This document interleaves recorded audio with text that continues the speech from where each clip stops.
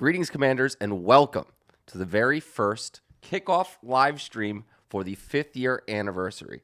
I am joined by a lovely group of people, one of them being Ultimat DJz, our favorite feline friend. DJ, how are we doing today? I am fantastic. I'm over the moon. I'm really excited about some of the stuff we've got planned today. Not excited about some of the other stuff that you've got planned today. But all in all, it should be a lot of fun. I'm the most excited about our guests today. But really, even there's a lot of stuff that's very, very cool today. We're going to get to talk to the general manager of STFC. We are. David Eckelberry. We're going to get to talk to him. We're actually going to be talking today to creative consultant Mike Johnson from Paramount Studios, who is, you know, when you see a movie or they talk about creating a movie, they always have those consultants that come in and make sure that the medical jargon or the sci-fi jargon makes sense, right? The subject matter expert. That's right. He's that guy. He's that guy. Making sure that our game makes sense. So I'm excited about picking his brain a little bit. But we also have really big, exciting news as we approach the 5-year anniversary. That is correct. Which I didn't even know about until yesterday, but you guys are kind of prepared to open up the purse strings a little bit. Yeah, we are. So basically, we have a 3-month anniversary celebration kickoff planned, right? So this month is just the first step in a lot of different things that we're going to do. People may have already noticed the 5th year anniversary credits that you can see at some of the last milestones in the events. Those are essentially raffle tickets to a big sweepstakes that we're doing, okay? So this month, the sweepstakes is the first contact sweepstakes. All of this stuff is going to be going live on our website as soon as the live stream is over. You'll have all of the written information on how to enter, rules, etc. But essentially, those credits or raffle tickets for a trip paid by Scopely to come out to Los Angeles, join us on the Paramount lot, and have a private screening of First Contact with members of the community from all around the world, with Scopely team members, with content creators. All of that cool stuff is going to be the first thing. And then we also, on top of that, again, we're selecting winners from in-game. So the more of those credits you have, the more raffle tickets you have. So the higher your chances are to enter. We have t-shirts. We have sweatshirts. We have enterprises that are 3D printed with your commander name engraved on them. We have boxes full of pins and swag and platinum bars and all of this stuff. We also have very unique and amazing custom security badges that you can use here at the Culver City headquarters. See, I already got mine. Can you see that there? You see that right there? I already got mine ahead of time. It's awesome. True. It's a testament to truth. Absolutely. It says David E.'s best friend. Speaking of David E., why don't we let the man sitting across... This is live, by the way, not pre-recorded, so we're doing this off the cuff. Let's let the man of the hour himself introduce himself. What's up, David? I want to thank you guys for coming in. This is our office, and in the post-COVID world, I don't come to this enough. Also, I'm here in LA. Most of the time, I'm with the dev studio in Digit in Ireland. But it is amazing to get to experience this with you. I could not have imagined 5 years ago what this would be like and how much Star Trek Fleet Command has grown. It's been an amazing journey for you as longer than me, really. I'm tremendously proud of the community that has come together for Star Trek Fleet Command, and I couldn't imagine a better group of people to spend time with, here as part of the anniversary. Because of just how much everyone loves, the game and loves the community that they're a part of. There's something really special about Star Trek that I think fosters that. Yeah. The IP itself has been a great home for me to spend the last 6 years of my professional career. The last 5 years, being, since launch. I think of so many things that have happened along the way. So much, of the game we've built and added, and so much fun I've had with players in the game and the development team, that it's just reflecting back on this kind of 5-year, I guess to use the Star Trek, right? This 5-year mission that we've had and reflecting on it, it's been a real privilege to be a part of it. And I really still keep looking forward to the next 5 years. Right? Thank you so much, David, for being here. And I'm not going to ask you a bunch of follow-up questions because I'm waiting until the main event for that to start. Okay. Which I know you're very excited about, DJ. Listen, I'm pretty sure that we've talked about this main event, and we've all three kind of shared this morning that we have no idea whose idea this was, but none of the three of us are excited about this. Like, I thought that this was something you wanted to do. Like, let's burn our faces off. And you were like, no, I hate hot stuff. I hate hot stuff too. I am not very good with hot Was stuff. this you? Was this you, Mike? No, I love hot sauce, but I have the palate of like a little Arctic rabbit, like fluffy little bunny. Like I have no idea so whose I don't know idea if this it's a was. pain thing, but it wasn't my idea. No, This no, I is, assumed uh, it was like someone, wanted to torture us or This Yeah. is specifically. not Yeah. a good idea. This Just works don't out. It know. was actually my boss's idea. Well, I'm sure you know who that is. Doesn't he work for Name me? names. He worked. So this is Whose side's Yeah. this page? so not only is he getting back at me for her annoying him so much, he's getting back at you Oh, that's believable. for everything that you've done to him over the past few years, David. That's fair, though. I think. I think really. it's You know, fair. I hope this 10 minutes was worth it, my friend. Just throw that out there. Okay. And Mike, Yes. obviously we gave a little bit of insight into who you are. We're not going to go too deep into the questions because I think it's going to be funnier when we're all suffering via hot sauce. Sure, yeah. But quick rundown, who you are, how long you've been doing it. Yeah, creative consultant for Paramount. I've been working on the project since 2015 was when I first came on, and it's been incredible. Like in those early days when you're just figuring out what the game is going to be, the Kelvin movies obviously were our origin point because the last movie, Star Trek Beyond, had come out just a couple years before. And then to see the game grow and incorporate all the different iterations of Trek hit a new level when David came on board and has absolutely soared. So to be here 5 years after launch is just incredible. Yeah. I got a fun 5th year anniversary question, and I know that you have a line of questioning set up for when spicy things is happening. So I guess real quick, just for the two of you, I know there was a plan, obviously, for 5 years and beyond, but did you really think you were gonna get to 5 years? I mean, That's always the question, right? I mean, when I first joined, I think we were maybe a year and a half from what would be launch. And Yeah. to be fair, when I joined, it was supposed to only be like 8 months until launch. And as always, game development, you never make your initial release date. And just to be clear, to go back, you'll remember that there were a lot of release dates before that. There were a lot of release dates. There were a lot of release Yeah. dates. so was game development's on DJ time. Yes. It's always at least We all always operate on late. standard DJs time around Love here. It's that. fine. When the game was originally conceived between Digit and Scopely, it was conceived to be released with Beyond. Yes.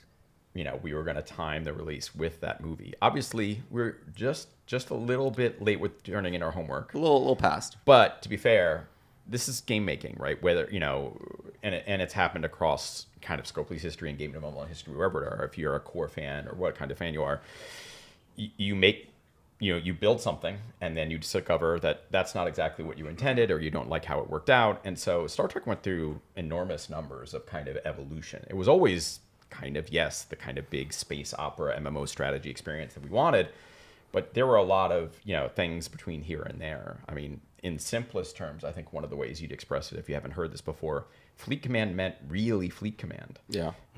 That you have your starbase today with several ships that kind of make up a whole fleet.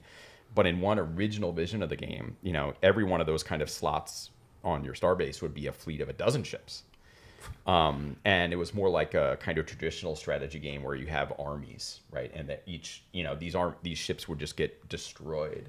And rather than repair them, you would build new ones, right? And over time, the evolution of what the game team built, just as I was really arriving, was the consensus that we cared about these ships too much. Yeah.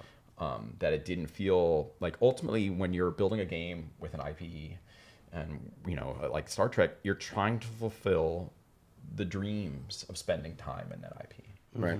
And the dream of that is, despite, Worf 359, is not to destroy all of them over and over again, but it's to, even with Picard Season 3, we go back to the ship we love. Exactly. Right. We go back to spend time on Enterprise D one last time. Yeah. Right. And I think that's where we eventually indexed to, is that we wanted to really spend more time.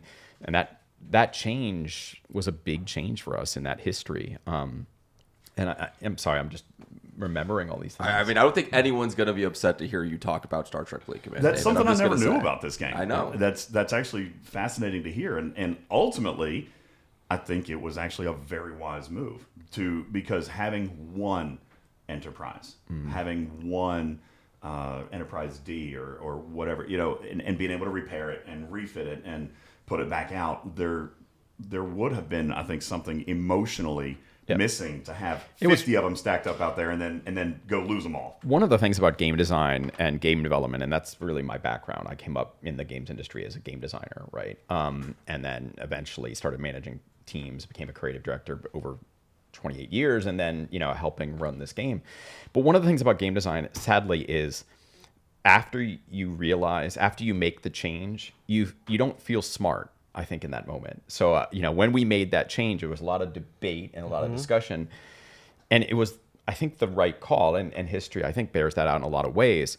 But I don't feel in those moments that I'm smart. I feel, boy, was I stupid. Because just like this feels like the obvious course of action. And sometimes when we debate game design things and, some smart member of my team, Avery, Felix, whoever, any of the guys comes and says, but Dave, why don't we just do X? And I say, I just have to think about it for a second because I'm an idiot, because obviously we should do X. It makes me happy that there are smarter people than me on the team.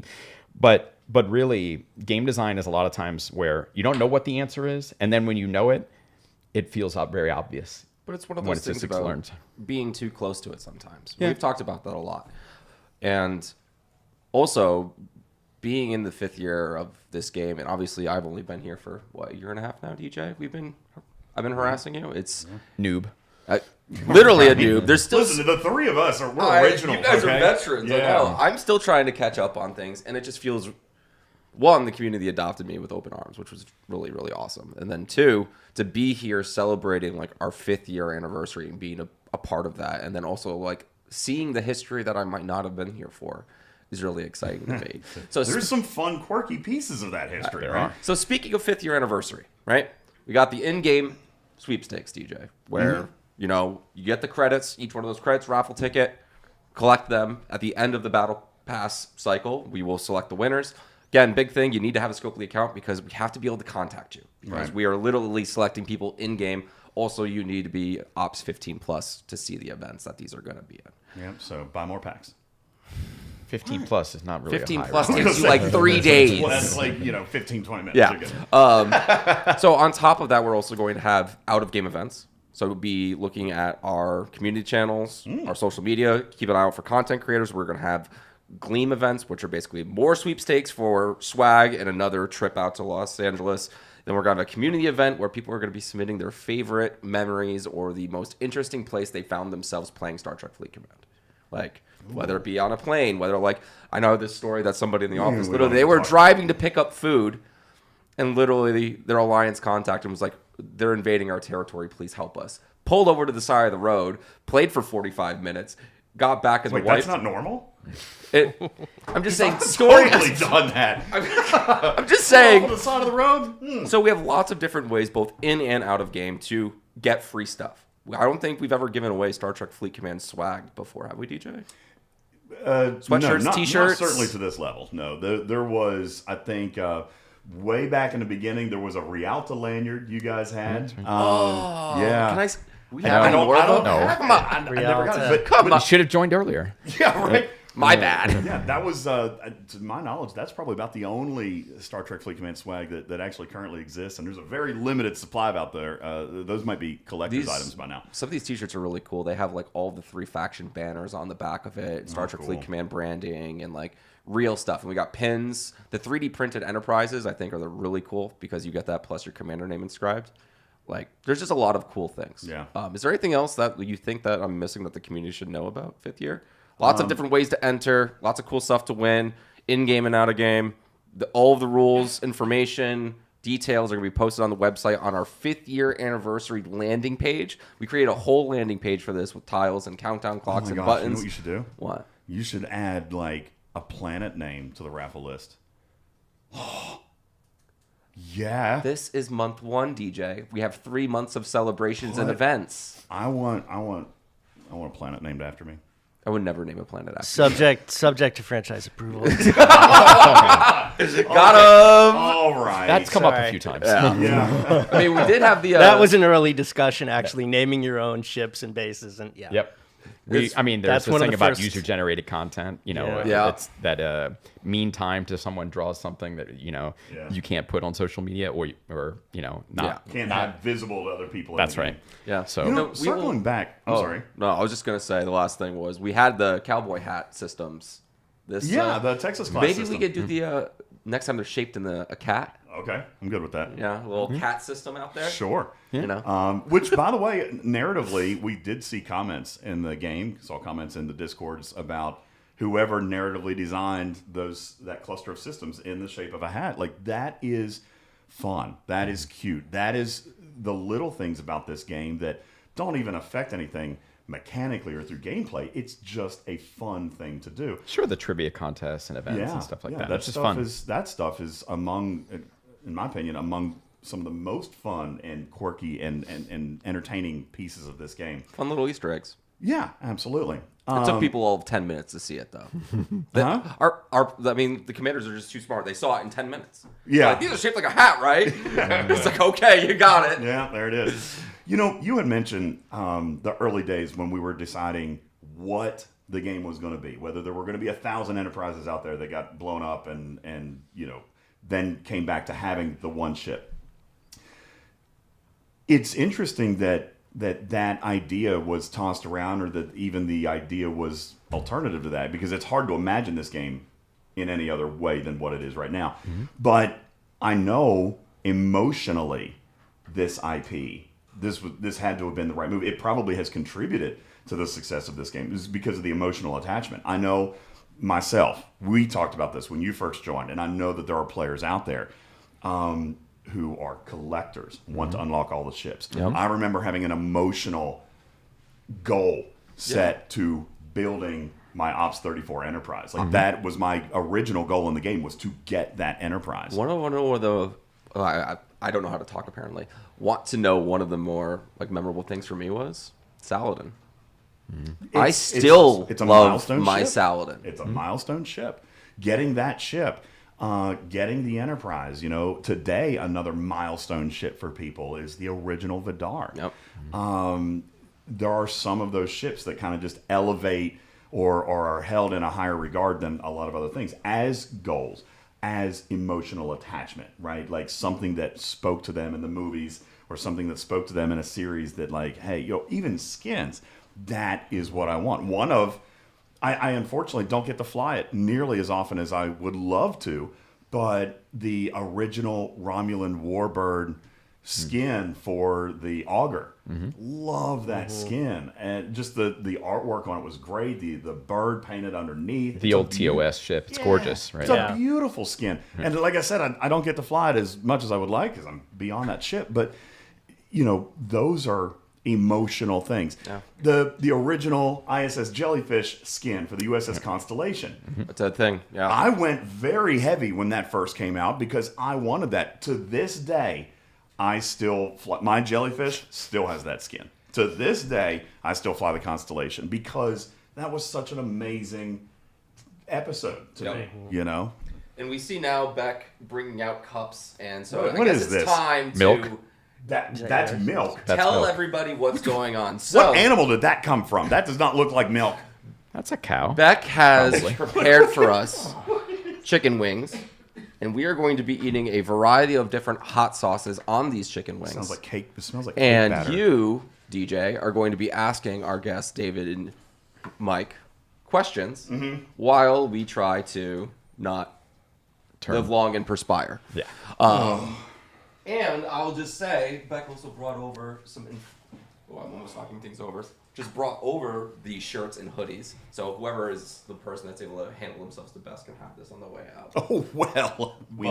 That's not us. So we got the back. Oh, that's cool. It's very pretty. Isn't that awesome? That's strong. I like that. Yep. So we have thousands of these to give away. Maybe not thousands. Hundreds.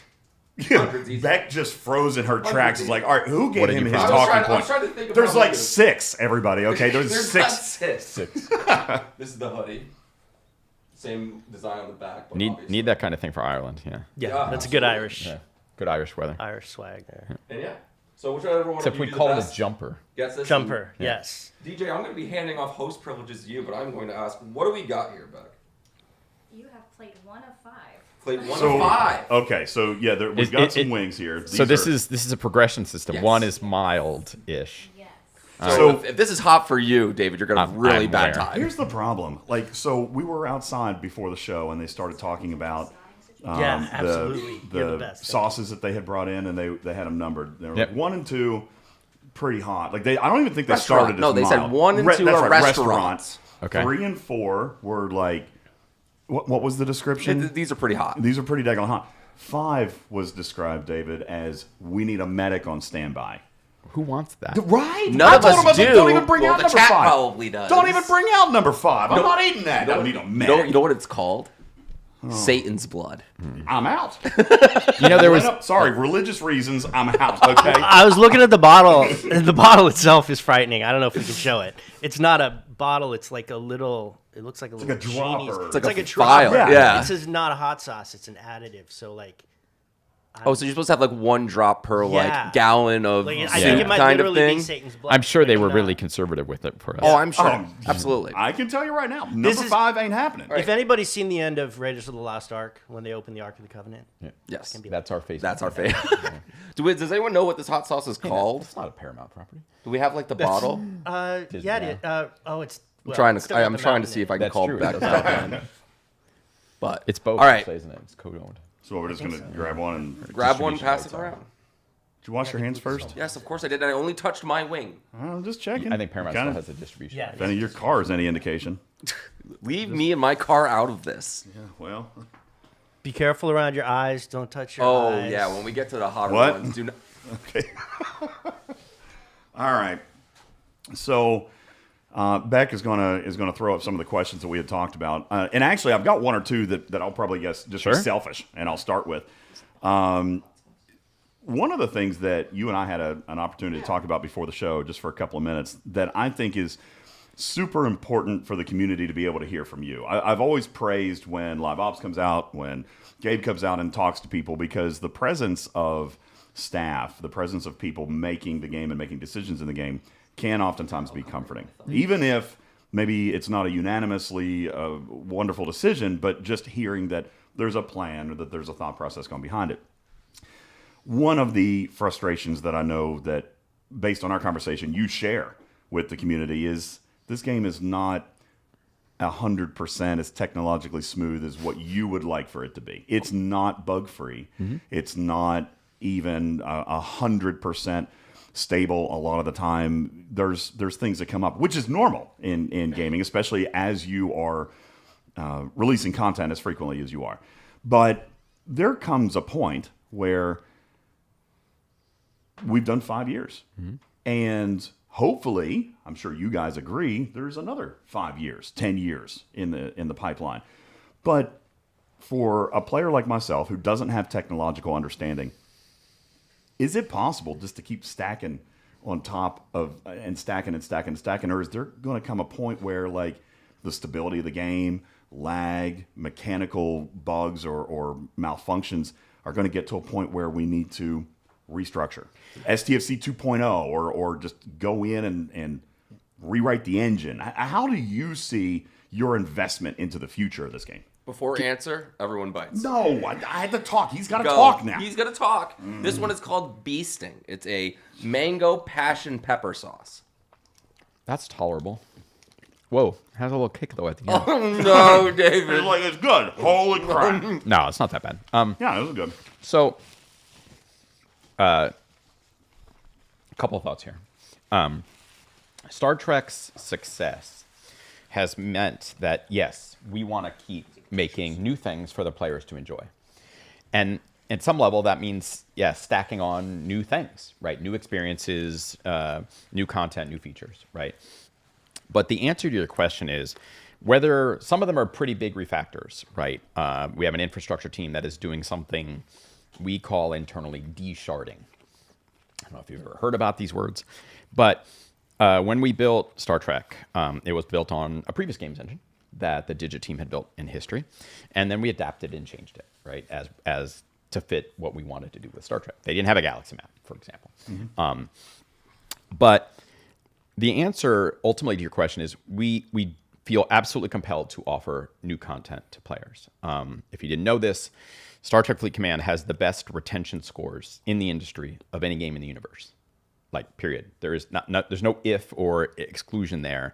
Once someone gets into the game, and starts playing it, the retention of after that onboarding period, nothing is as sticky as the industry term is, as Star Trek is. And we strongly believe that one of the reasons for that is after the first few months of launch, we have had a content release cadence that no game has ever been crazy enough to attempt to replicate. Mm-hmm. And I look at other games that are in this kind of MMO category, including, famous PC ones, World of Warcraft, if you will, or anything like it. We have a bigger team than them making stuff for Star Trek Fleet Command. And we run an aggressive content schedule that, yes, they do this giant burst of content or something like that every 2 years. If I look at what our team delivers over the 2 years of a roadmap, it is exceptional, right? It's not always perfect. Far from it. But one of the choices we've made as a team is that we feel, and we know because the few times when we've either screwed up a release or a couple times in history where we've delayed a release, the players tell us just how unhappy that makes them. Yeah. And they tell us informally, with, kind of just letting us know, talking on Discord, reaching out. And they also tell us when, our world-class retention, fades a little bit. Mm-hmm. We're all addicted to that Tuesday release. And I don't think we're ever going to let that go. Okay. Now, the other answer to the question is the success of Star Trek for Scopely, for Digit, for all of our careers has meant what was something like a 50-ish, 60-man team to launch Star Trek Fleet Command is 5 times that size. Scopely and I have recognized the value of Star Trek.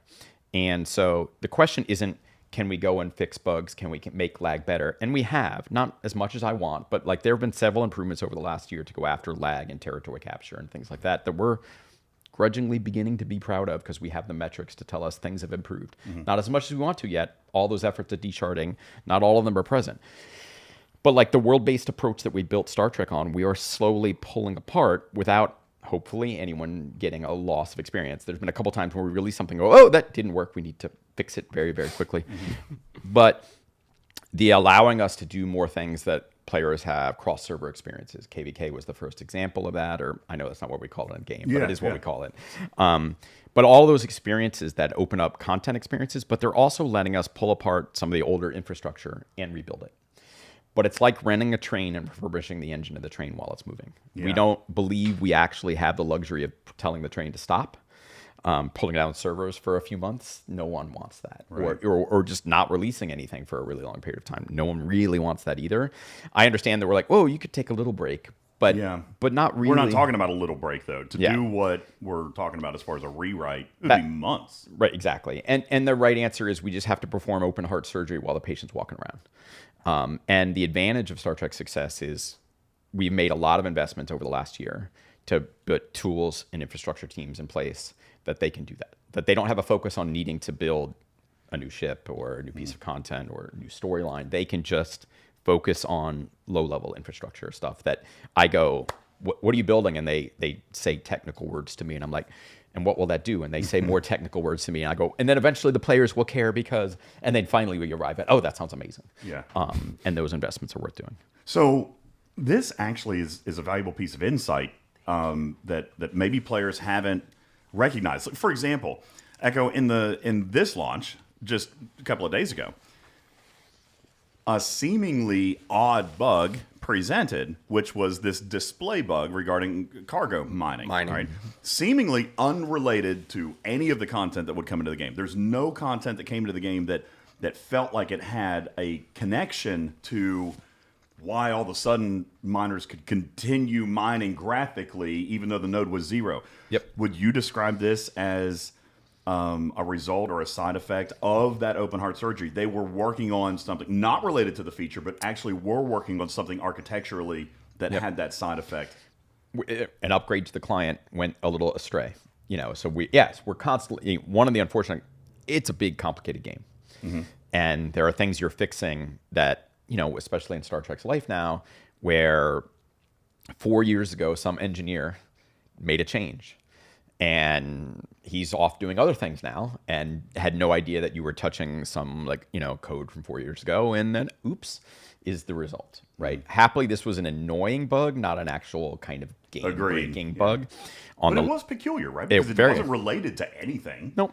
So just a result of maybe something else that was That's right. being upgraded. Something else that is being worked on, something else that, can make client performance better on, relative to mining and things like that. And even something that, is just the first stage of making client performance better, where we start to pull things apart, sometimes, gets live when we don't mean it to.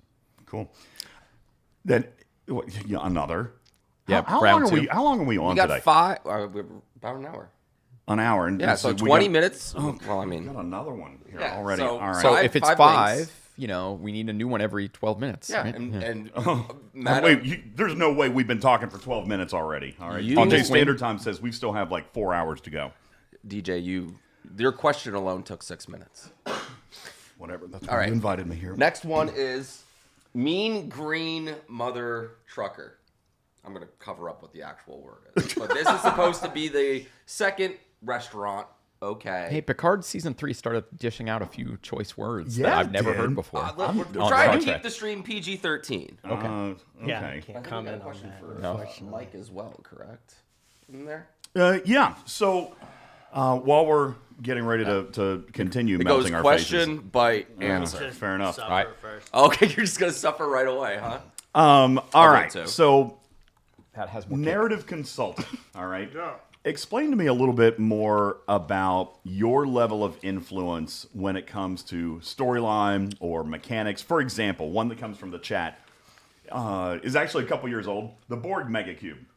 Yeah. Right? Where it's 100. What was it? 100 light years cubed or something like that. It's just kind of a weird play. Something 100 light years cubed, which is larger than like most systems or even galaxies.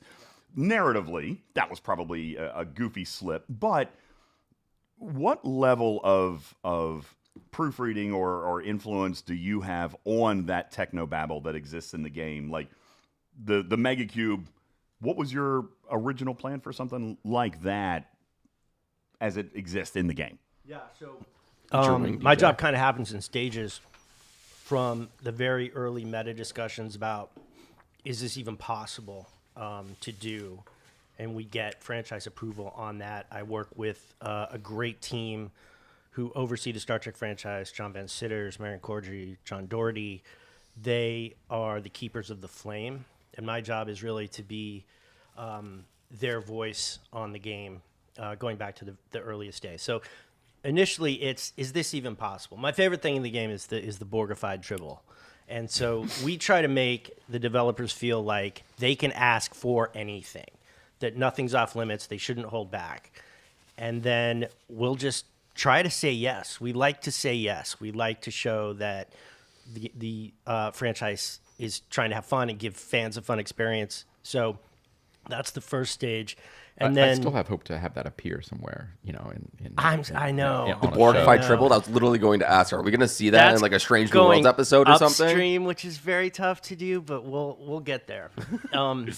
So then it's working with the narrative and the art teams as they begin to break down the process of actually bringing it to life. So in a narrative sense, in the missions and the stories, we'll talk generally and get approval on the general concept of a story. And then Brian Lelis on the narrative side, he and his team will actually start creating the scripts, and then I'll review all the scripts, make any notes that need to be made. If there's any canon fixes that need to be there or conflicts. A lot of times now that there's been this renaissance of Star Trek on television, there are things that are coming up in the shows that maybe we have to stay away from. So things like that. And then on the art side, I think to your point earlier about getting away from the idea of thousands of ships in your fleet because the individual ships are so great. And as you were saying, the emotional connection to individual ships, the art is incredible. Like I'm firing up console games and not seeing the level of detail and imagination that we see on what started as a mobile game and is now obviously on PC. So the art team just does such a fantastic job. And there again is a case of letting them have the runway. Can we do an original TOS Romulan skin? Can we do crazy looking skins? My favorite ship in the game is the dark jellyfish from the Kelvin universe, the evil ISS jellyfish.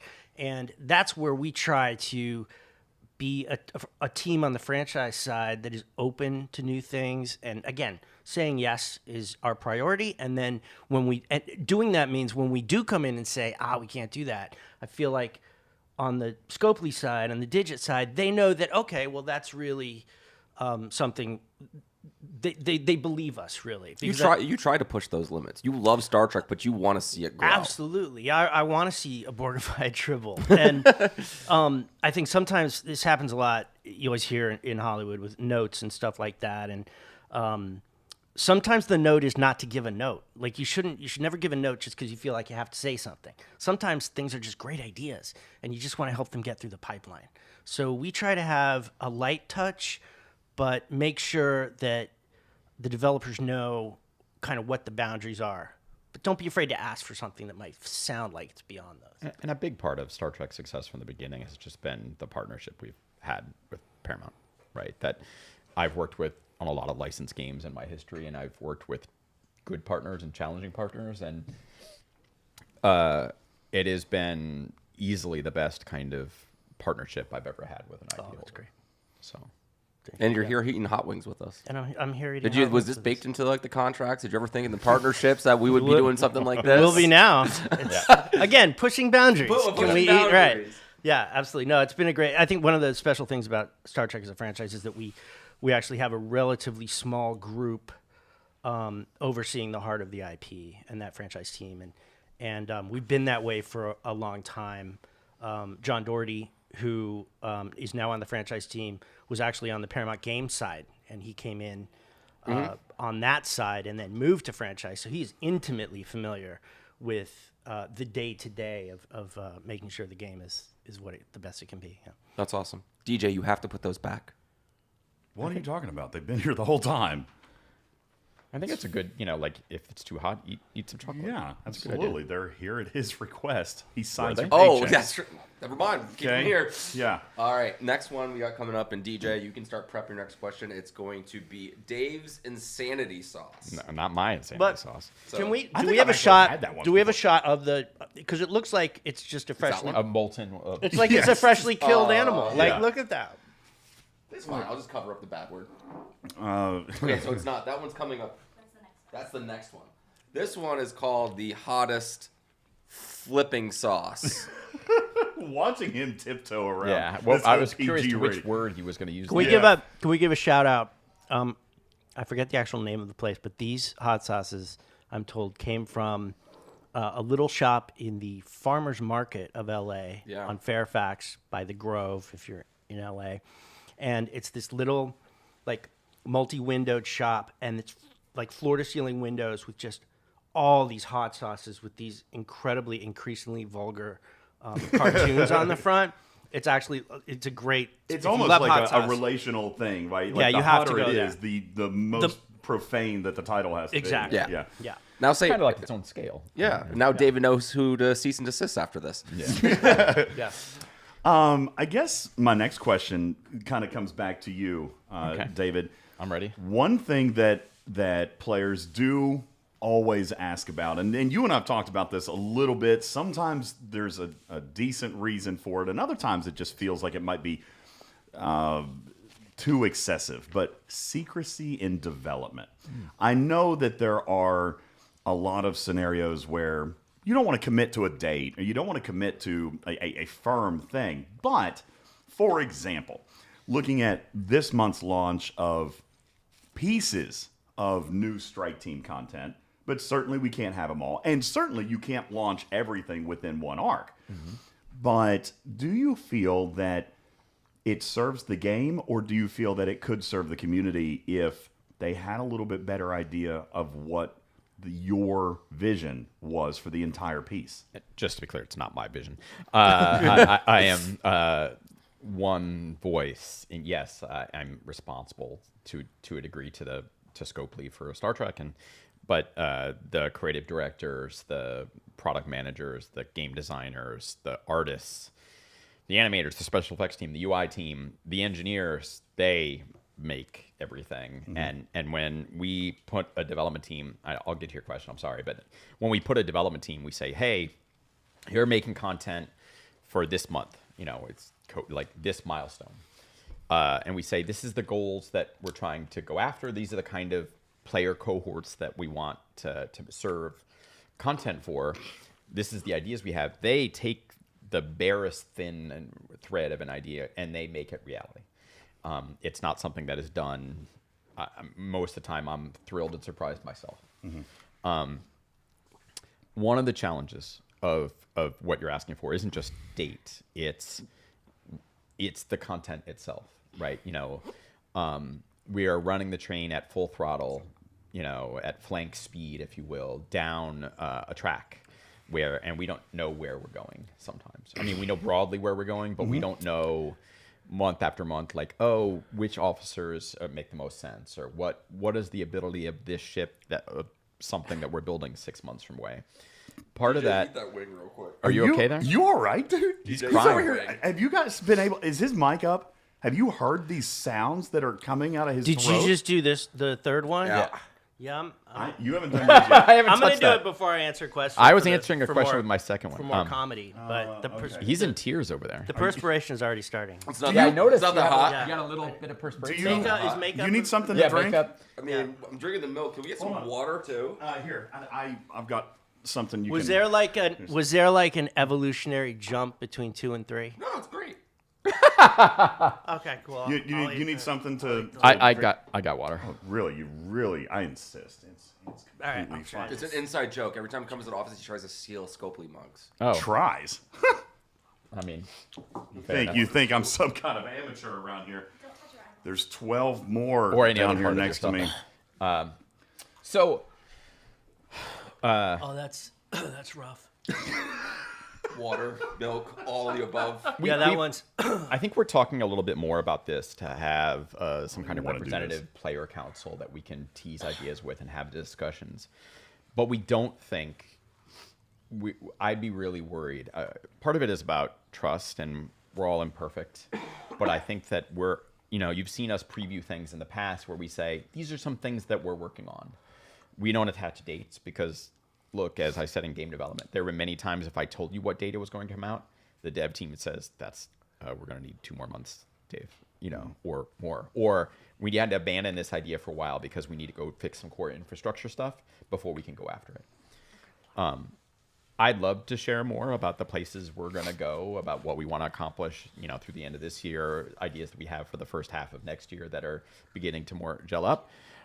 We just have to be really careful because every game, not just Star Trek, I look at games out there that promise something, or think a look at a game that, does some preview at GDC or what used to be E3, and then you got screenshots there of something that's supposed to run on your console or whatever, and it's really secretly running on some very, very high-end PC, and it's not it's spat out without real rendering and real frame rate and sped up. And then when the game comes out, everyone picks it apart, right, and pillories it for the changes and adaptations that have happened. It's sort of like that, right? To me, I don't want to promise to deliver something, and that breach of trust is, really scary to me as a leader. Now, and the other side of it is, I'd like to talk more about things and share where we're going and get feedback. At the same time, I know that surprise is part of entertainment. Right. So it's a balance that I don't think we found the right balance of, right? That I think we can be a little more forthcoming about some of the stuff we're working on. But we also know that, like in an entertainment product, spoilers suck, right? I try hard to, when I'm going to watch a movie that I care about, or I don't want to know what is going to happen in season 3. There are people on the team, that are working on the Picard content that they need to know it. I'm happy that I'm not one of them, that Brian and the narrative team. And he's like, do you want to know this? I'm like, no, I don't. I want to go and watch the content and enjoy it for the first time. Okay. I mean, I get that. I think that it's, you're right. There is the spoiler mentality or the sense of foreboding, right, and what's to come. Right. But then Pain maybe at the moment. Yeah, man. this is Careful. foreboding and pain. I haven't done it yet. I'm. It's fine. You are in tears. You're not. This is hilarious. What you're It's saying. yours, and then say it's hilarious. I'm getting Yeah, ready to man, ask you a have question. to. You can't stand on the sideline. You're drowning. That shark is eating you right now. Yeah. You have to get in the water. Okay. We'll. I'll get around to it. DJ. I love these Whoa. questions that are coming. Yeah, that's. Yeah, no. DJ. Can we change the rating on the stream? All right. It's a little Klingon-y. So this is number 3. Yeah. Wow. That wasn't a small jump. No. No, that wasn't a small jump. Can we get? You got milk and Can we get stuff, number right? 1 back? Yeah. Holy God. Yeah, that's hot. Uh-huh. No, it's great. Wow. Crying.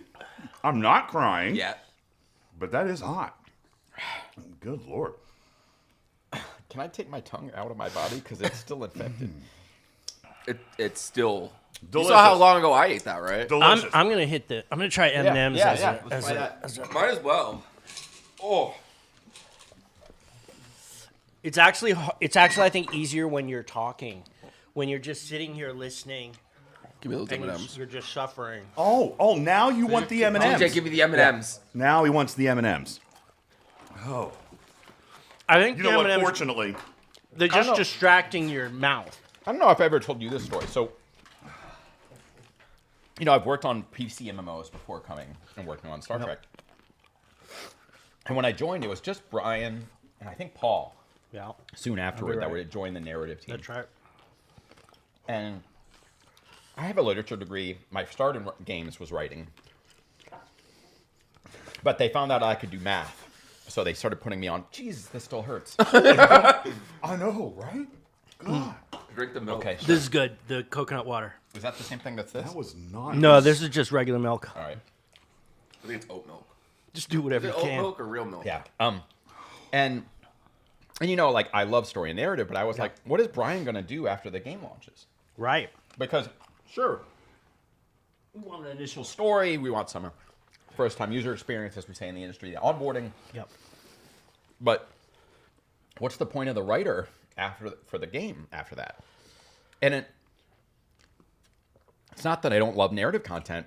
My fear was the old rule of kind of making MMOs and service-based games is you can't win a content race with your players. We can't make content, stories, etc. Faster than all of the players out there can play it. Yep. We'll never win that race. You can't. Right? With all the AI tools that don't even exist in the universe, you still God. can't win that race. How you feeling, DJ? Not that we have any AI tools yet, anyway. But That's insane. yeah. So, and I was skeptical about the whole. Like I love narrative, but the idea of most of these games, especially in history, that many of our competitors still haven't figured out happily, is that it's true. You can't win a content race. That's true. Yeah. But you can win by trying. Yep.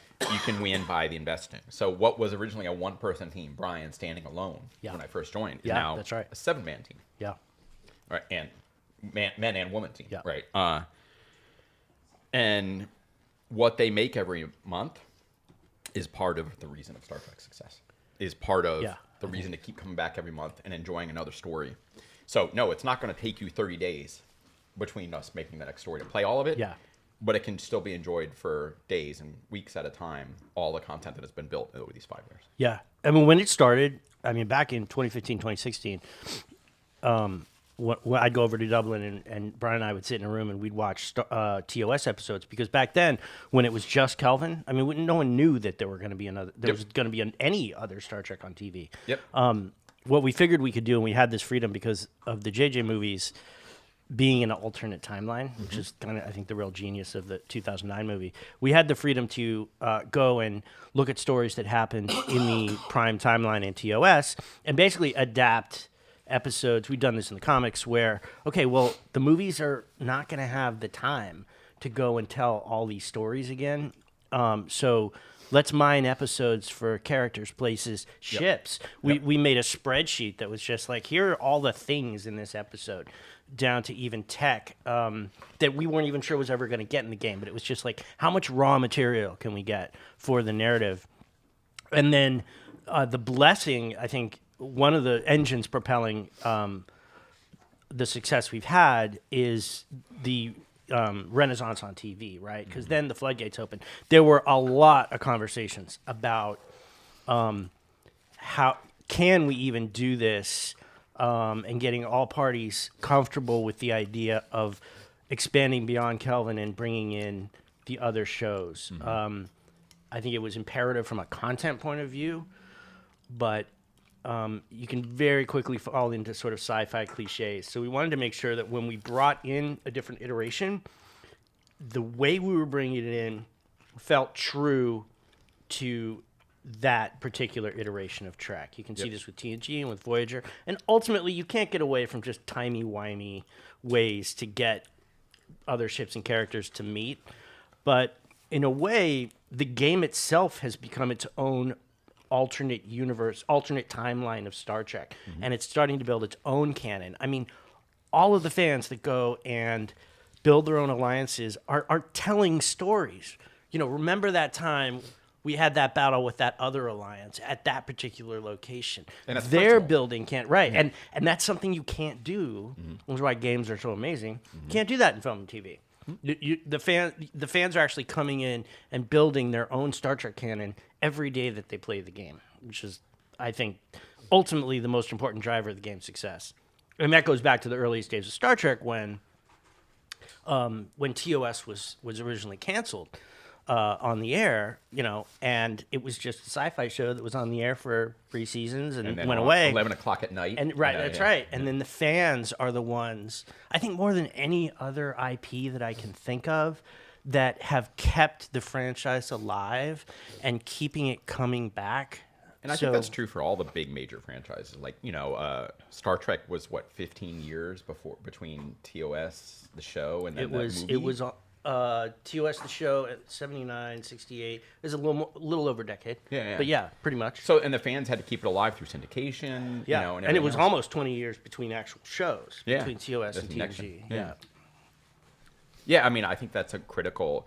To have a successful IP that lasts and is going over generations, the fans have to carry those torches. Yeah. More than anything else, right? All the comics, all the books, you know, for the deep core fans, and Star Trek Fleet Command as well. Yeah, and we've actually we were able to take some characters from the comics we were doing, the Academy cadets, like Val and Talon, and you know, those people, and put them in the game, which is really fun because, again, back when we were just Kelvin, we were looking for as much content as we could, because you're mining the 3 movies, but again, that's a finite amount. Yeah, it's only 6 hours. Exactly.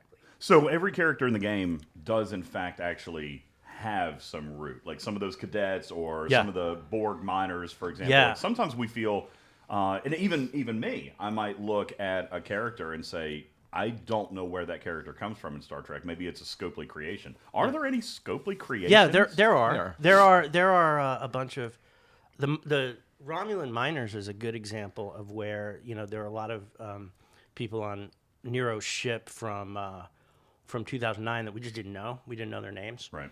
But the game gives the franchise an opportunity to name those characters, and suddenly they're in what we call soft canon, those names. Hard canon is anything that's on screen, right? Soft canon is, well, let's give a name to that character, or, you know, let's create a new character as well. So there are some Scopely original characters. There's a bunch of Romulans, because there aren't that many Romulans. There really aren't. Yeah. They're just not, like, across the franchise. So you're trying to look for ways to build, because you've got the different factions, right? FKR. Right. And they have to have balance. So you're trying to figure out as much as possible. Anyway. As much as possible, yeah. No, it's impossible to balance Federation with everything else. Right. I mean, the shows Klingons are have had you know, enough time in the sun, Yeah. you know, with next gen, you know, episodes, exactly. and you know, DS9 and DS9 getting big into it, and they keep recurring, right? Yeah. But you're right. The Romulans have remained the other more than anything else. Yeah, exactly. Yeah. They're the mystery that we haven't seen for a while. Yeah. So looking at content and and properties that we do want to bring into the game, there are still a couple that we haven't, right? Yes. Obviously, there's a lot of time, hopefully, left on the horizon. If you were just spitballing right now, like on day one when you're developing this project, what was your thinking? Was it a 5-year game? Was it a 3-year game? A 15-year game? So much like I think about this, you know, I'm really passionate about games I get attached to as a creator and as a player. And for games like these, so I'll take you back to, sorry, this is a little bit of a diversion, but I think about I'm making a new character in a game, an MMO of some kind, or even like playing Diablo 4, you know, in a way, when I was playing that a couple months ago, right? The moment I think, well, I'm only going to play this game for a month or 2 months, if I have that thought, like, I'm probably done with it next week. You know when I'm actually done with it? I'm done with it right then. Right. Because I get this attachment to my characters, my creations, and I really feel like that has to be, I can't think that way. And so when we thought about Star Trek, yeah, we were like, we want to make this game that we'll still be building 5 years from now. But we didn't know, right? I mean, we thought if we're still working on this game in 5 years, we've been successful. Right. But it wasn't like that meant we were done. Now, in the original days, I would have been like, how the hell are we making content out of the Kelvin universe in year 5? Yeah. But happily, we weren't putting a number on it. It No. was like, let's launch the ship. Just to use the obvious analogy, let's build and launch this ship and see how far it can fly and how long. And we've exceeded every expectation that we had internally, externally in the marketplace or whatever. And so now it's, you know, it's not all gravy because it's a lot of hard work for the team and we have a lot more people, but it's still a lot of work. But it's still a joy. At the end of the day, I have to pinch myself that I get to work on a Star Trek game. Yeah, right? you said something earlier about that. We talk a lot internally about the fact that working on Star Trek is good for our mental health. I mean, the world is pretty crazy place. To be able to wake up every day and work on a franchise that says a future exists for humanity, first of all, but then one that celebrates science and you know, all the classic curiosity, exploration, diversity, you know, peace, diplomacy, avoiding conflict until it's absolutely necessary. The sheer diversity of the franchise that extends to being an open arm for all sorts of fans. I feel like you're always going to have gatekeepers in any IP, but I feel like if you haven't come to Star Trek before, like the door is always wide open. It never closes. And it's just a great, like you said, waking up every day and getting to work on Star Trek. Yeah. So now you've got 5 years experience in the game where we are right now. Your minds have been blown from the original predictions, and now you guys feel like you've got a handle, a cadence. What would you, if you were asked now, starting from this point, what do you see the future of this game being time-wise? How would you answer that question today? I mean, the best thing to say, just because I love the IP, is we need another 5-year mission. But I'll honestly say is I don't know what to put out at year 3 or year 8, you know, from now, because that's not how we work, really. We have very high-level ideas of a bunch of things we'd like to do in the years to come, and we only have so much bandwidth, so only so many things that we're going to do in 2024, right? And the rest of 2023. But I think that the way we think about it is, you know, we really are planning out the next year. The entire leadership team will come together next month in October, and we'll have these big meetings, and that will be to finalize next year's calendar. Yeah, I got my ticket in the mail There this you past go. week. I'll I'm see you there. very excited. I appreciate the invitation. Does that work in Dublin? That I'm not sure. That's not really Yes, Irish. this is all access. It's not in in the Irish. special But it's blue. not Irish. It's all. So- yeah. Should be in green. So like there are lots of things we'd like to do, right? You know, both just improving the game quality, infrastructure performance, and all those things. But then there's cool features we want to go after. There's still films we haven't touched. It's part of Star Trek canon to explore. And they're, you know, our friends on Paramount Plus are still making content for us to continue to explore. I haven't started watching season 4 yet of Lower Decks, but I look forward to it. Wait, you have access to it already? No, I don't. Okay, I was going to but say, yeah. listen, if there's something I don't know about here. Brian gives me script summaries once in a while, but I don't read them. For the But most that's part. one of the hazards of the job, right? It's is. like he's like, it'd be great to just kind of watch. Yeah.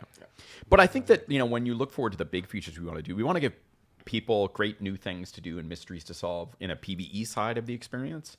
And then we want to offer new ways to do interesting things that are competitive, or whether those are race-like or directly competitive, as long as the players can opt into it.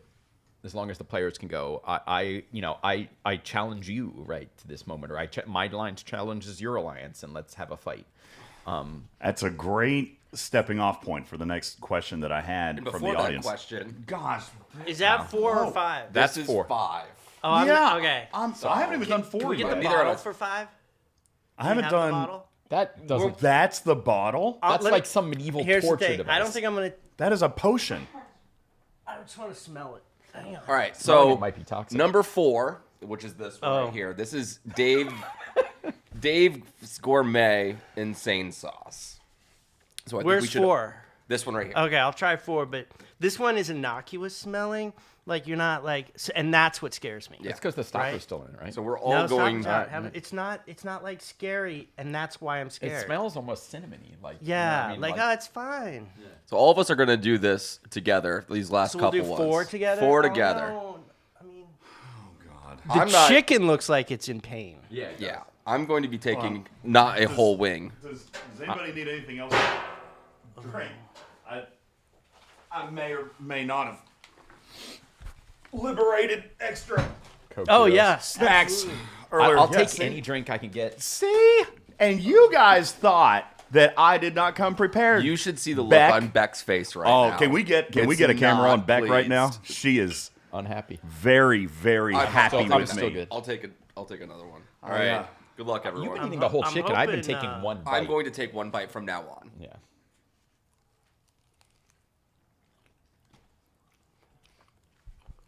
Oh no. Nope. This is gonna suck. Whoa! That wasn't that bad at all until it was. Yo, I was gonna say it hasn't gotten it there hasn't yet. hit me yet, but I can feel it coming. Or it just burned everything off from the last one I had.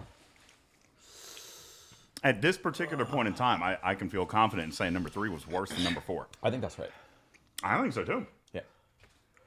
This one hasn't gotten there I yet. keep waiting for something to happen. It has a follow, but it's not as bad as you thought.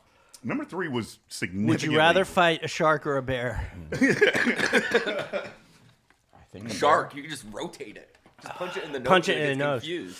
Yeah, I don't think. It Oh, works it's for the the bear. delay. It's so delayed. Yeah, it's a time release. It's bad. All right, so I'm not there yet. Either you're not there yet, or you're not gonna get there. But this 3 was still worse. 3 was worse. Can I ask you a question that could be uncomfortable?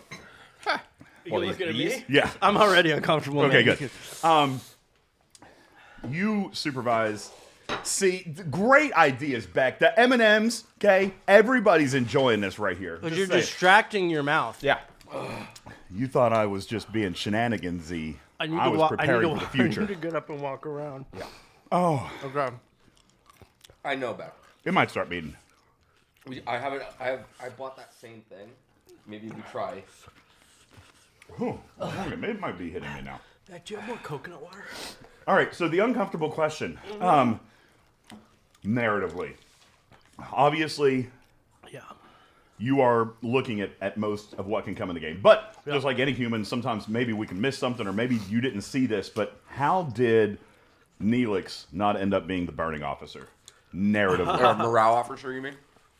I'm sorry, yeah, the morale officer. Why wasn't So- he? I mean, literally, there's no morale officer in the entire Star Trek universe other than Neelix. Fair point.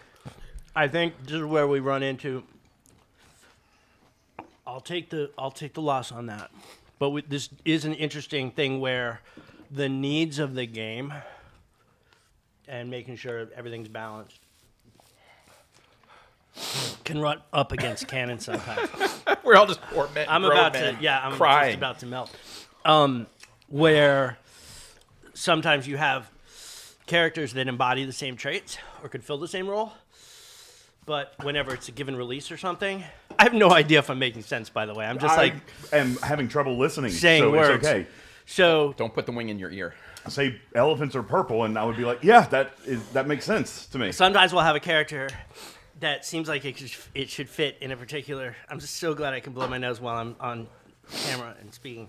But Okay, this one sucks more. there may not be room for that character in a given drop, a content drop or something, where they're the best fit for what their particular role is. We just do our best to try to make sure that those fits are accurate to what the character is on screen.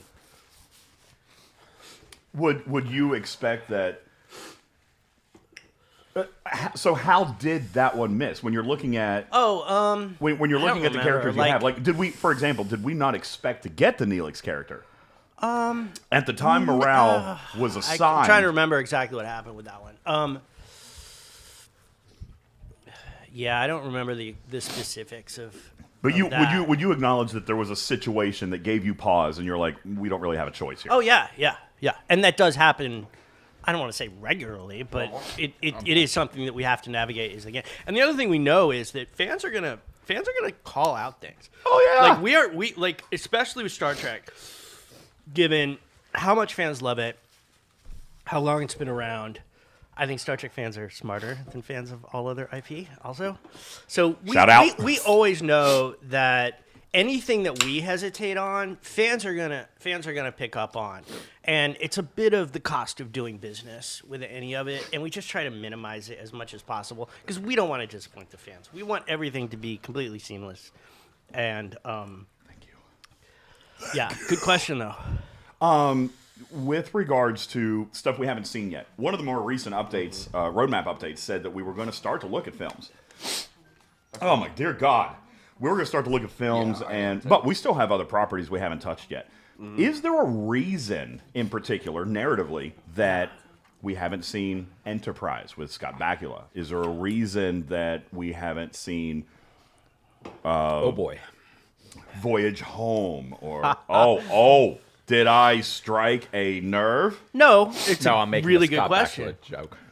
Quantum Leap. Oh boy. Oh, okay, fair. I was getting ready to say, okay, well, now we know what content's coming next month. All right. I mean, there are considerations about like which of the series, has. We try not to rank like has the most fans because everybody's a fan of. Are you everything, saying sort of. that Enterprise? No, I'm just what I'm saying. Okay, first of the all, least loved Star Trek. That's not what I'm saying. I actually have a special place in my heart for Enterprise because it was trying something and succeeding at something that hadn't been done before in Star Trek. It's super interesting to go back at this point now that all these new shows have come out and go back and look at these early days, right? So I encourage anyone who's never seen Enterprise or given it a shot, watch it. It could very I well love end up Enterprise. being Everything except the last episode. and end up no comment. Agreed. End up That being was your. rough. It could very well end up being your favorite iteration of Star Trek. So it's nothing about the quality or anything about that. But the reality is, and you can speak to this too, is that you and we're fortunate in success is that we're trying to get everything in the game as fast as we can. So and part of that is then okay, what's the next biggest thing? Like DS9 might have the most vocal and passionate. If there's if we're again everybody, I think everybody really enjoys every iteration of Trek. You have your favorites. So I'm talking about the vocal favorites, the fans that have that show as their favorite. So after we did TNG, DS9 was kind of the logical one too. We're also following it roughly like the release of the shows in the just when they were broadcast too. So it's not about anything in terms of why haven't we gotten to something yet. Isn't about a lack of love or belief in the like I'm super excited to get Enterprise things in the game because different ships, different tech, different characters, which I think added different flavor. We were having meetings recently about like what the NX1 would do and stuff like that. So it's on our mind, you could say. Okay. Yeah, and I think that's all true. It's also just like the legacy shows. Sometimes we can, by legacy I mean not currently airing up here, Right. not having. Yep. We can sometimes go, okay, we can get to that. Where there are times it's like, oh, Lower Decks or Picard is doing, Picard for all appearances until hopefully Star Trek Legacy does come about with DS9 as a captain. I'm really, I'm not DS9. I'm sorry, 7 of 9 as a captain. I'm really hoping that comes into existence. For the record, I know nothing if that's going to happen. I'm just hoping. Comments, Mr. Johnson. I I don't know what were we talking Eat about. more moons. No, I have no idea. He's trying to I concentrate. think it's harder If we make just him- sitting here not. It is saying harder not talking. Yeah. Anyway, Let's just all the talk. legacy shows are going to be there and wait for us, and the films too, in a way, right? While sometimes we're like, oh, Lower Decks is bringing out its next its next season. Yeah.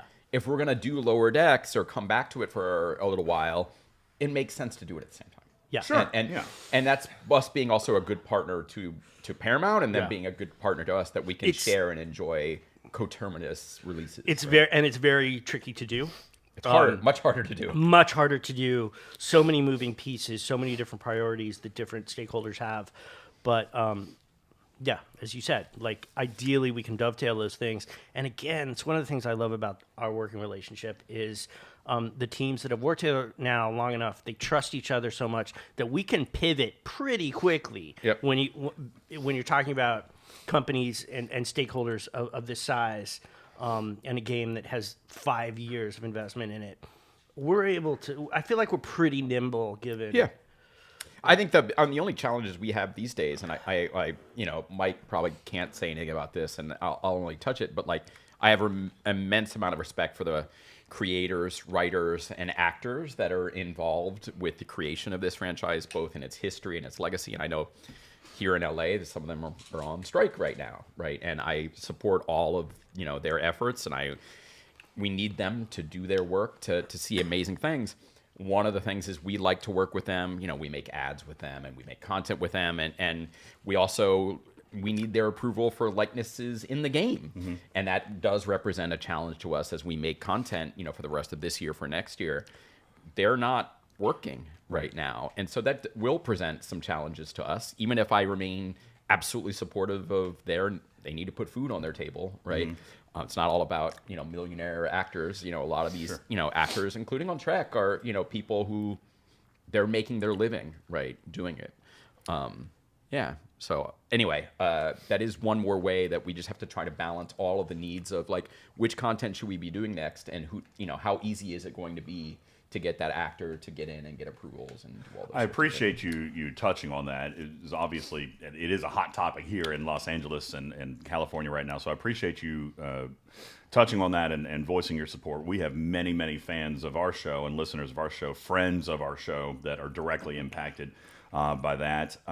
Some of whom actually have consulted and worked with you guys before. Mm-hmm. So it warms me to kind of hear you from the top down speaking about that and know that I'm with you and I'm with you guys and fully support what you guys are trying to do for your careers and your life and your jobs. And we hope that works out for you guys really, really soon, because we would love to get more content made. Right, and that's the long-term interest, right? We Right. want to make amazing content. We want to look ahead.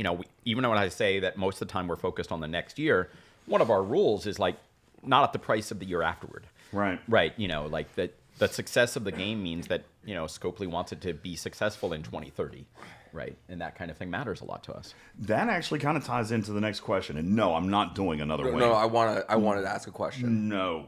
Can I ask a question? Yeah, that's fine. And David, I hope that I still have a job after this one. so Okay, maybe. maybe. Or maybe I could just make you eat a wing or something. Oh gosh. Yeah, let's go. Oh gosh. All right, this is a pretty hot topic and things that are brought up constantly. Myself, DJ, we see it all the time. Quality of life and power creep. Okay.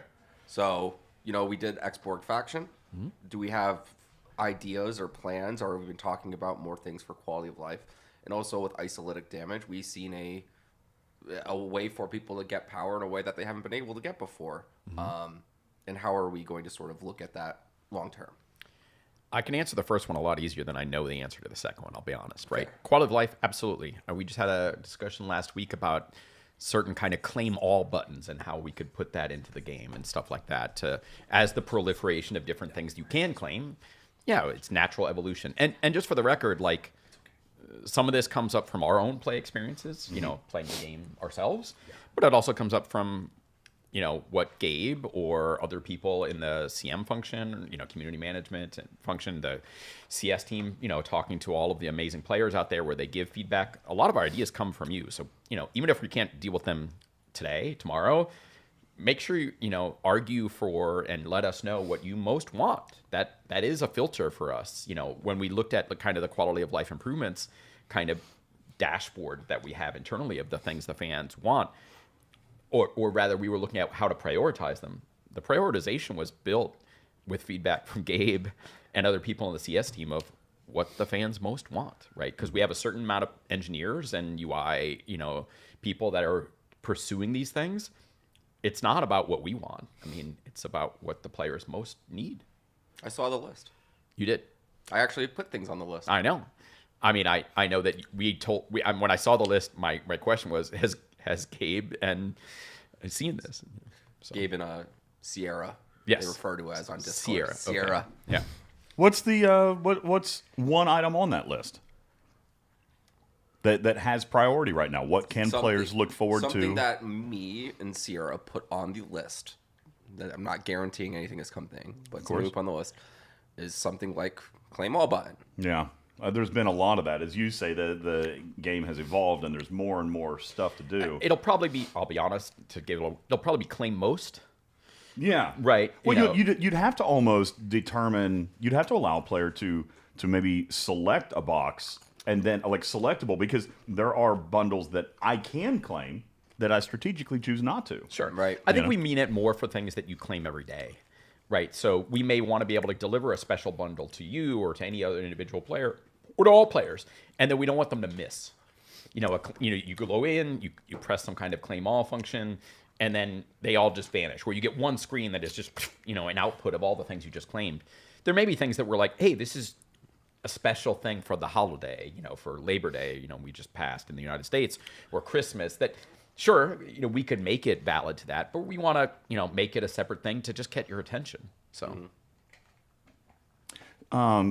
Let me ask a little bit about the, and this is something that Ripper has talked about, and I know you're familiar with his role in the community. He is often, we were even talking yesterday, he is the voice of professional bluntness, right? Like that's the one way of saying it. He's not reserved. He'll rip the Band-Aid off, and come at what he would determine to be a questionable decision or a questionable design. And so our next question comes from the community regarding communication, not just within the game, and this is not just on community, but also amongst design departments, amongst marketing. For example, we've seen emails go out ahead of time. We've seen websites launch prematurely. We've seen in-game news represent, or patch notes represent one thing when the game presents in another way. And Ripper has often been somewhat critical of the fact that live ops is here in Los Angeles and 9 hours difference. An entire workday, 8 hours, an entire workday difference is Dublin and Barcelona. So how do those teams coordinate? Imperfectly is the simplest answer to this. So I've enjoyed a 6-year. I've just hit my 6-year mark at Scopely since I've been coming here, and almost all of it on Star Trek. For the first 3 years, I lived here in Los Angeles, and I got up every morning pretty early. My day started at 7 a.m. so I could have as much crossover in time with the team in Ireland, and also the team we've also grown in Barcelona to continue to do even more development. Which is 9 hours ahead, for the record. Okay, I thought one of them was 9. I'm like, oh crap! Yeah. But I'm terrible with time zones. Barcelona is 9. Dublin. Well, there's 2 weeks. Bad with 9. Since the two, this is just an amusing point of trivia. There's 2 weeks of the year that the 2 different locations do DST at the different times. So for 2 weeks of the year, or actually 4 weeks, twice, it's only 7. Both of them are 7. Yeah. Well, 7 and 8. Oh, instead of 8 and 9. Yeah, it's very confusing. I hate DST, honestly. It is horrible. We should get rid of it. But I think the answer is it's imperfect, right? The answer is we're up until it's like you're taking a test. Up until the last possible minute, we're busy editing, changing, and writing our test results until the proctor comes by and says, pencils down. And so the performance org or the community team hears about something that is just a couple days old in terms of something, and we make a last-minute tweak to what we think to make something better, and they don't catch wind of the change because we're imperfect. and we're moving very quickly, and it's a very large team now. Yeah. One of the challenges as the team has grown is just, when a team of 50, everybody knows everybody's name, and you can just all get in a room and swear it out. But with a team of 250, that's not possible. And we are always trying to find ways on the process side of communicating better internally and sharing information. But some of it is like, hey, the launch of when this has to go over for translation is way before something else, or when Apple, needs to see a message for what is going to appear on the Apple, page for Star Trek Fleet Command, that needs to happen earlier. And so all of these things need to be revised and edited and tweaked. Could we be better? For sure. Is it going to be ever perfect every time? Every time? No. I mean, most of the time, I just don't know how to read, David. That's what we. There are a lot of people who really need an editor. I've thought about hiring a copywriter for the team because you guys suck at spelling and grammar. I remember the first time. I remember the first time he read the patch notes video script. He tore me apart. I was like, this is just a rough draft one, and David literally said, does this person even know how to write English? And I was like, that is so rich. Do you still have a copy of that somewhere? Just like the I red burned marker? It in fire, probably. I mean, I'm sure it exists digitally somewhere, but every once in a while... I resolved all those comments. My very, very first job, in university was being an editor, and it's still a useful skill with these monkeys. Who can code, but they can't write. It's something, and I'm not talking about Fleet Command specifically, but I've had to send emails that say like, yes, you're submitting this for franchise notes, but I'm not the copywriter. and I'm an English major, so my instinct is to be a copywriter and correct every little thing. But and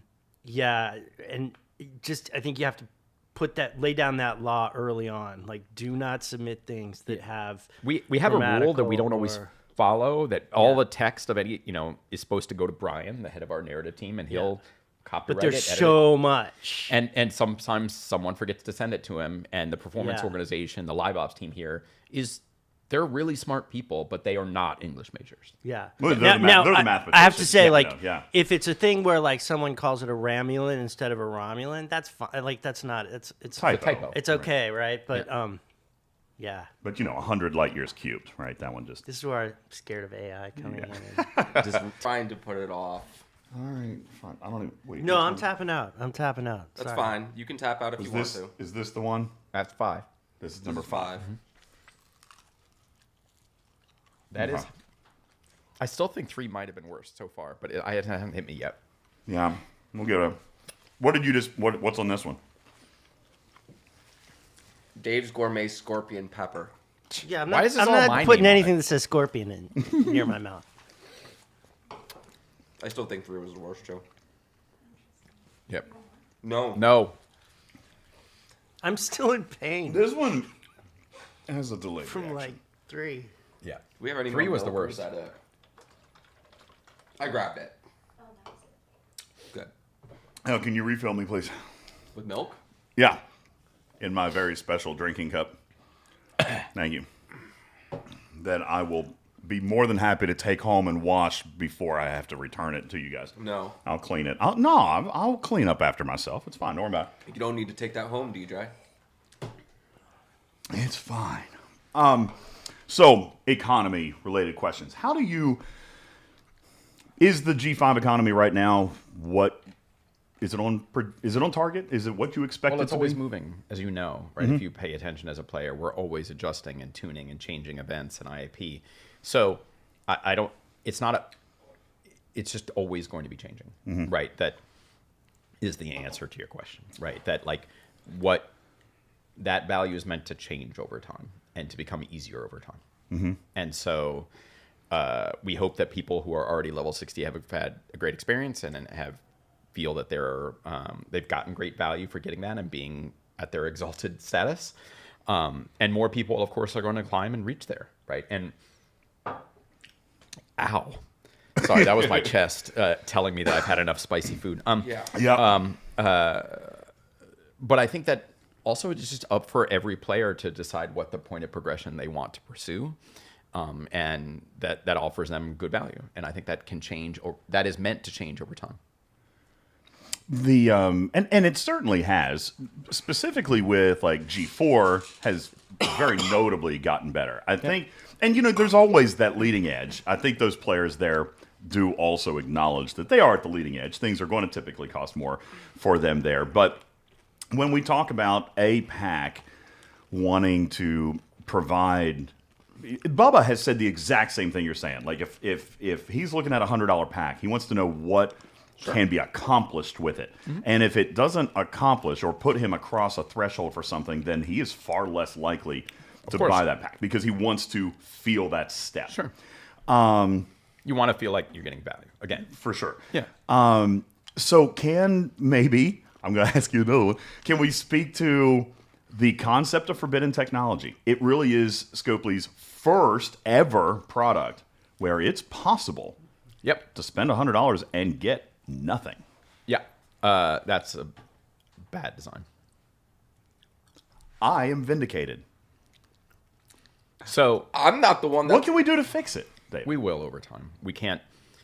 We're looking at it. Okay. Just so to be clear, right? That I don't think some of the problem is about how it was done and last minute changes, and I can't go into every detail, but because I have a tremendous amount of respect for the development team that tries very hard. For sure. Yeah. But I think that I don't like the reliance on RNG, on chance, especially ungoverned, unmitigated chance. There are systems you can use in chance-based systems that govern them, but no one appreciates there's something in the real world called the gambler's fallacy.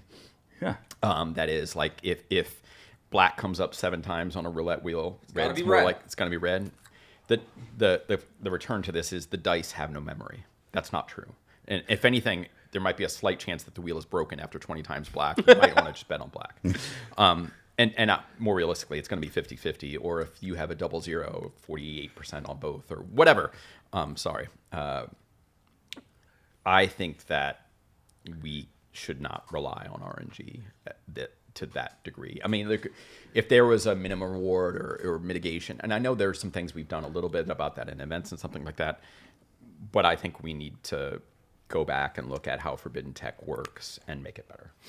I appreciate you saying it's that. It's different when David E. is behind the mic. You are not close enough for me to smack right now, but I very much appreciate that answer. DJ likes to say a bunch of things that and when you contradict me and I prove to be right, I don't like smack to contradict you. I just like to be a devil's advocate. Look, there's a reason I got David E.'s best friend badge today. I like him more than I like you. Anyway, Beck is now telling us that's it. We're done. Done? That's all questions. We still have 3 hours. We don't get 3 hours of a podcast. So fine. I would like to say real quick, and I'll give please. Thank you Pleasure. both for the time. Having the opportunity to chat with someone from Paramount, from the makers of the IP that I love so much. I am a Trekkie nerd. And that is my property. That is my childhood. Me and my mother shared that. That's how I got into it. It is so amazing to see it breathing this life today. Yeah. And the fact that Paramount has done this new resurgence of new content and new products and new property. I'm just really grateful to you and your entire studio for doing that. Take care of our people. Okay? Absolutely. Take care of our people. Yeah. But thank you guys That's the for... reason that the franchise is successful. Is the people. The Star Trek universe is more family oriented than I think anything else. So I really, really appreciate you taking the time to be here. Yeah, absolutely. It's great to be here with David because he and I obviously live on different continents. Yeah. But to be able to be, and I was in Dublin a month ago. He happened to be over in the States, so we were. I was visiting family in passing. scenic, amazing Ohio, and I couldn't get a chance. Yeah, so it's nice you were to only just like be able 4 to see hours each away. other. We should have. Now that we like each other more than you, we can hook up and. I mean, everybody likes somebody more than him. Most people like literally anyone more than me. Yeah, here you can you get the Poop of the Day award. Thank you. There you go. That's yours. But also, really big thank you to you, David, for making the time, traveling across the globe to be here. Yesterday, just for fun little comment, I saw him just walking through the hallway. And it was very childish and nerdy. But I just kind of ran up to him and I was like, wow, like it's you in the flesh, like it, because we all know you. We as players, we know you. So you I've never met you. 5 years I've played your product, so I kind of had that celebrity status with you. So I gave him a very big sweaty hug yesterday. I'm sure It's hot here in LA. It's It understandable. is so hot. Sure, But super thank you appreciated for that. taking the time. This is very notable for me as a content creator to be meeting with you. It's a privilege. Thank you very much, and thank you and Beck for inviting me and allowing me Thank to you put this both. whole thing together. Not really thanks on the wings, but. Yeah. No Thank you thanks. for No, thank you. Thank you for the case of Coke Zero, though. I'm very happy with Well, that. thank you for hosting. I mean, up Yeah. against it with this the wings challenge there, but You guys can't Great see. job. That's why I put everything in front here, so you can't see that I haven't eaten any of these. I've only eaten about half of eating each a little one. bit. Yeah, I did. My biggest mistake was I ate all of wing 3. Yes, That that was was the a rough one. strategic error. Yes. That was the rough one. Who dares wins? I think you won. That's right. I salute you. Thank Yeah, you. great job. Hey, listen, before we go, if I'm not mistaken, the guys outside said that the website is going live with the Website will be going live within the next 10 to 15 minutes. Awesome. And the landing page is going to be going up. 5th year anniversary. Like I said, keep an eye out for the 5th year anniversary credits in game for your chance to enter into the 5th year anniversary first contact sweepstakes. Flying 10 people out to Los Angeles to stay in a hotel, to come to the Paramount Studio lot, to come to a private screening of First Contact. One of the 10 Hang is out with us. I think not that ours, DJ right? might actually be there. Okay, I was going to say one of the 10 is not what you guys are bringing me back out for, right? I'm going to make sure you're not invited after this one. Fine, I'm going to take my M&Ms and go. All But no, right. I want to thank, we've done tons of thank you, but thank you, DJ, for flying out here. Thank you, David, for flying out here. Thank you, Mike, for coming and driving out here. I know that you're a little bit more local. And thank you all for tuning in, being here as a part of our 5th year anniversary celebration. This is only the start. We're going to have tons of stuff in game, tons of stuff out of game. Be sure to take a look at our socials, and content creators will be talking about things. And we have more content 5th year anniversary related stuff coming up. So Thank Thank you. you. Thank you so Thank you, much. players. Thank And- you, fans. And you, back. everyone. thank you back in the video team. Back, behind come the here, scenes. back, come Video here. team. Back. Back, thank you very much, because really, truthfully, if we had to rely on Echo to do all this, it wouldn't have happened. So, I can't speak on that. No. I think you just did. but thanks for this and the fun and the food, and really appreciate your coordination and watching the chat. This was not an easy production, because Beck was watching the questions. She was putting them up for us, so you guys got to be represented today. Yep. Thank you so very much. My name is Ultimat DJz, and this is The 5th year anniversary kickoff. the 5th year. Live long and anniversary. prosper, Thank everyone. you. Appreciate y'all. Bye.